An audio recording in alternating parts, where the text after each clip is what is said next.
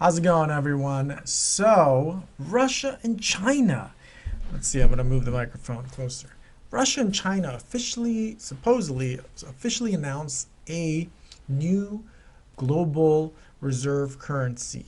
This is part of the process of the de-dollarization of the world, okay? So this has come out of the consequence of constant economic sanctioning against Russia.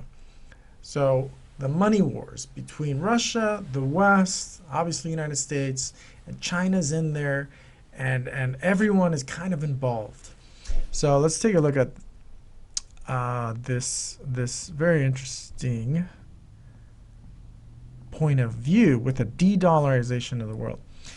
So what's really crazy is that Russia and the BRICS country, what are the BRICS countries? They comprise Brazil, China, India, Russia, of course, some African countries, South Africa, and they're working on their so-called new global reserve currency. And this is outside the SWIFT international payment system that the West and the dollar, the world's current reserve currency, control. And this could be spelling problems for the dollar. Now, why should this matter? Well, because obviously the de-dollarization of the world is not a good thing for the West. It's not a good thing for the United States. It would actually hurt us in terms of inflation. It would make inflation worse. So, considering Russia has been cut off from SWIFT, they have been playing with this idea of introducing another payment system to do business with.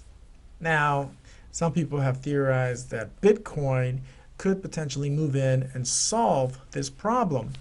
Maybe it could, but that does not seem to be where Russia is headed.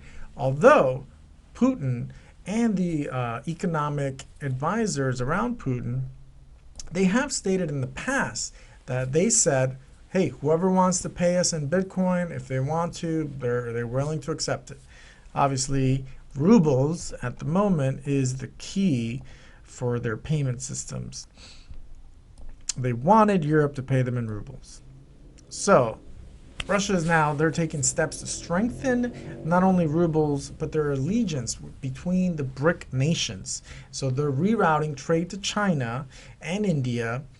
And India is massively supporting Putin in ways of purchasing more and more of their products, including energy products. So let's see here. It says here, trade between Russia and BRIC countries increased by 38%. It reached 45 billion in only the 3 first months of this year. And that is a massive amount of money. That's 38% increase, okay? And that's with the sanctions, which is crazy. So Russian crude sales to China have hit a record number during spring this year, during the spring, edging out even Saudi Arabia as China's primary oil supplier. You can't get bigger than that. I mean, they're beating out Saudi Arabia. It's pretty wild. So there's a quote here. Together with the BRICS partners, we are developing a reliable alternative mechanism for international settlements. This is part of the de-dollarization. This is that new global currency. So that's pretty interesting. Now let's take a look at China's imports of Russian oil from June 21st to June 22nd. Look at this chart here.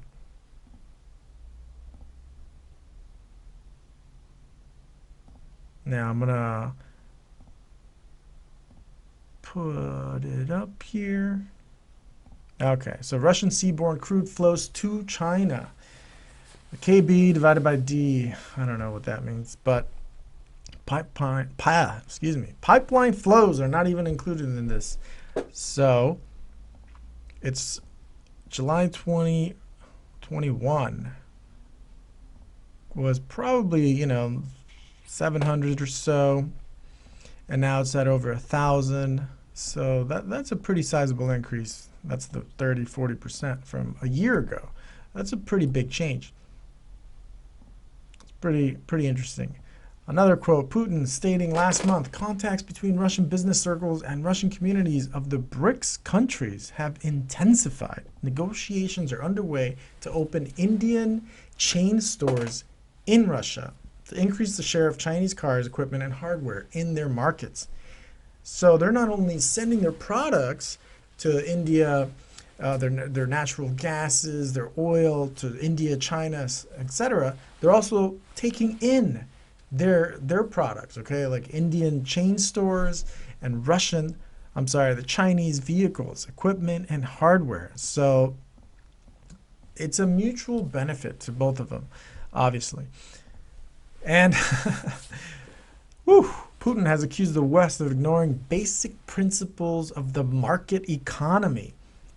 And I guess the hint is free trade. They're saying that they're anti-free trade, which is pretty crazy because, of course, the West, with capitalism, we are thought to be the masters and or proponents of free trade instead of these crazy dictators in other countries. So this undermines the business interests on a global scale, the Russian business interests, negatively affecting the well-being of people in all countries. That was a quote from Putin.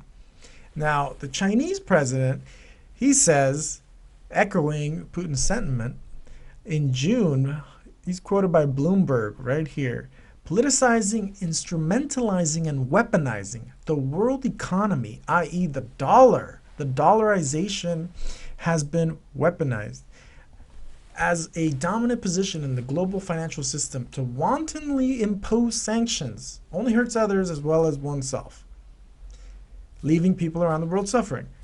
Now here's what's interesting about the quote. This is highlighted.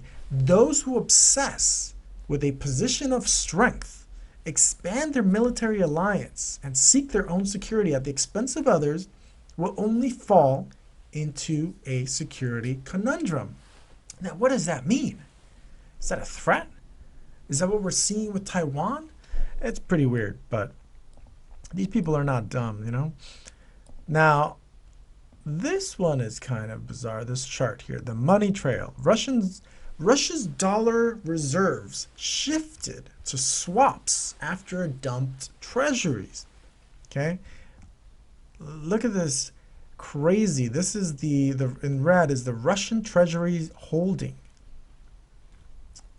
Up until December 21. So it's almost like they were preparing to do this for a very long time. They knew that the fight with global currency was going to happen, and they have increased their Russian forex reserves. Now another one shows, this one shows the Russian increasing their holdings of gold, okay? And it's been happening for what? The slope is pretty sharp. It's been happening since guesstimate in 2019. Kind of tapped out. And that's pretty wild. And of course, China and Russia have ditched the dollar, okay? And they're creating their own allegiance. I've talked about that before. So this de-dollarization is a priority for Russia and China since a long time coming, when they began expanding economic cooperation. And this was started with the engagement of Crimea. So dollar's share of China-Russia trade settlements. Look at this. Look at this. Look at this decrease. Very sharp. Slope is very sharp here.